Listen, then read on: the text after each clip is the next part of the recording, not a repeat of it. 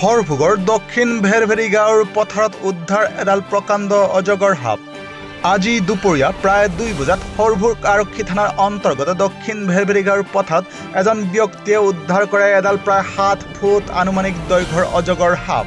খবৰ অনুসৰি আজি দক্ষিণ ভেৰভেৰিৰ পথাৰত পানেন্দ্ৰ ৰাজবংশী নামৰ ব্যক্তিজনে প্ৰত্যক্ষ কৰে অজগৰ সাপডাল আৰু তাৰ পিছতে সাপডাল লুকাই পৰে এটা গাঁতত আৰু তাৰ পিছত গাঁত খান্দি সাপডাল উদ্ধাৰ কৰে দক্ষিণ ভেৰভেৰিৰে ৰমেন দাস নামৰ ব্যক্তিজনে। এই মুহূৰ্তৰ এক বিশেষ খবৰ বৰপেটা জিলাৰ হৰভোগ আৰক্ষী থানাৰ অন্তৰ্গত দক্ষিণ ভেৰভেৰি গাঁৱৰ পথাৰত আজি দুপৰীয়া প্ৰায় 2 বজাত উদ্ধাৰ কৰা হৈছে প্ৰায় আনুমানিক 7 ফুট দৈৰ্ঘ্যৰ এডাল অজগৰ সাপ আৰু অজগৰ সাপডাল উদ্ধাৰ কৰিছে ৰমেন দাস নামৰ এগৰাকী ব্যক্তিয়ে।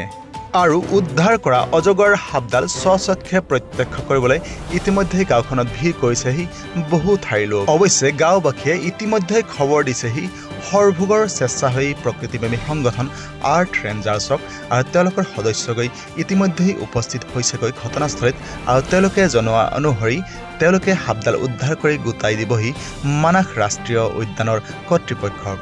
এয়া নিউজ টাইম 3 দৰ্শকসকলে আমাৰ স্ক্ৰীণত দেখি আছে আজি হৰভোগ আৰক্ষী থানাৰ অন্তৰ্গত দক্ষিণ ভেৰভেৰি গাঁৱৰ পথাৰত উদ্ধাৰ হোৱা এডাল প্ৰায় 7 ফুট দৈৰ্ঘ্যৰ অজগৰ সাপ আৰু উল্লেখযোগ্য যে সাপডাল প্ৰথমতে প্ৰত্যক্ষ কৰিছিলে পানেন্দ্ৰ ৰাজবংশী নামৰ ব্যক্তিজনে আৰু পিছত সাপডাল গাঁত খান্দি উদ্ধাৰ কৰিছিলে দক্ষিণ ভেৰভেৰি গাঁৱৰে ৰমেন দাস নামৰ ব্যক্তিজনে আৰু ইতিমধ্যেই হৰভোগৰ স্বেচ্ছাসেৱী প্ৰকৃতিপ্ৰেমী সংগঠন আৰ্থ ৰেঞ্জাৰ্ছৰ সদস্যসকলে গৈ উদ্ধাৰ কৰি আনিছে সাপডাল আৰু তেওঁলোকে জনোৱা অনুসৰি সাপডাল তেওঁলোকে গোটাই দিব মানাহ ৰাষ্ট্ৰীয় উদ্যানৰ কৰ্তৃপক্ষৰ হাতত।